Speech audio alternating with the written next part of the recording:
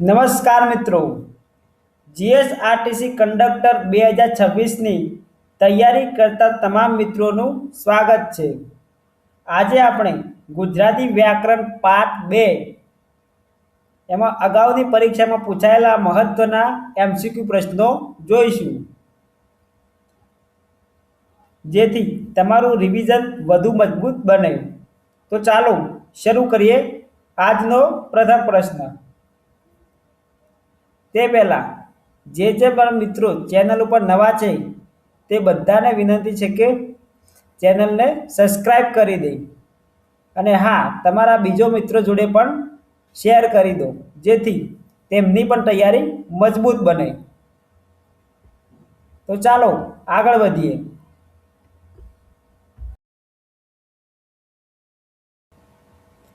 પહેલો પ્રશ્ન છે, અંધશ્રદ્ધાનો પર્યાયવાચી શબ્દ કયો છે?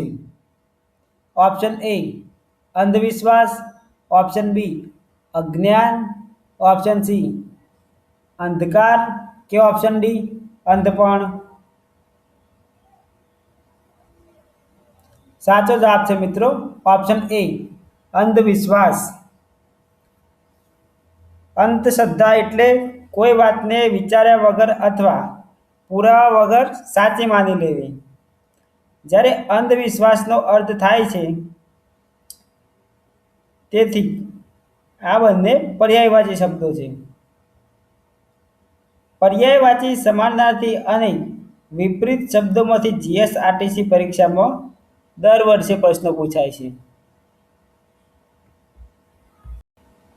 સૂર્ય પ્લસ અસ્ત એટલે સૂર્યાસ્ત. આ કઈ સંધિ છે? ઓપ્શન એ સ્વર સંધિ, ઓપ્શન બી વ્યંજન સંધિ, ઓપ્શન સી વિસર્ગ સંધિ કે ઓપ્શન ડી અયાદી સંધિ. સાચો જવાબ છે મિત્રો ઓપ્શન એ સ્વર સંધિ.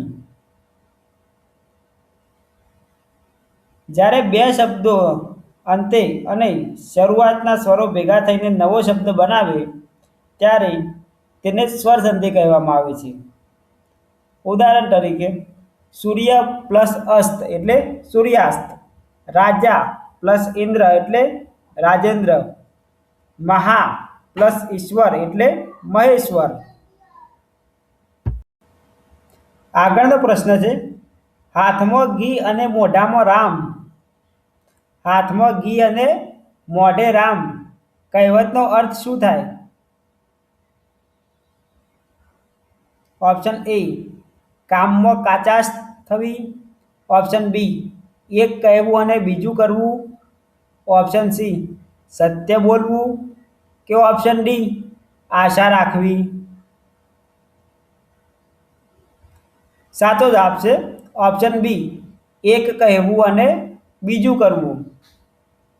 જે વ્યક્તિ મોઢે સારી વાતો કરે પણ વર્તનમાં તેને વિરુદ્ધ કામ કરે તેના માટે આ કહેવત વપરાય છે.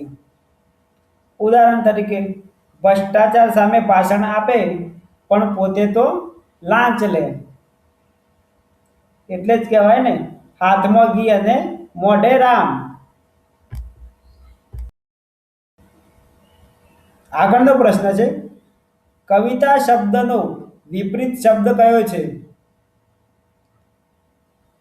ઓપ્શન એ ગદ્ય, ઓપ્શન બી છંદ, ઓપ્શન સી કાવ્ય કે ઓપ્શન ડી ગીત. સાચો જવાબ છે ઓપ્શન એ ગદ્ય. કવિતા એ છંદમાં લખાયેલું સાહિત્ય છે, જ્યારે ગદ્ય એ સામાન્ય ભાષામાં લખાયેલું સાહિત્ય છે.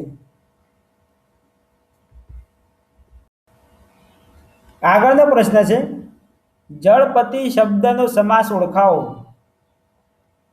ઓપ્શન એ તત્પુરુષ, ઓપ્શન બી દ્વંદ્વ, ઓપ્શન સી ઉપપદ કે ઓપ્શન ડી કર્મધારાય. સાચો જવાબ છે ઓપ્શન એ તત્પુરુષ.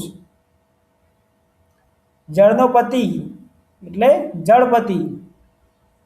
જ્યાં ઉત્તર પદ મુખ્ય હોય ત્યાં તત્પુરુષ સમાસ બને છે.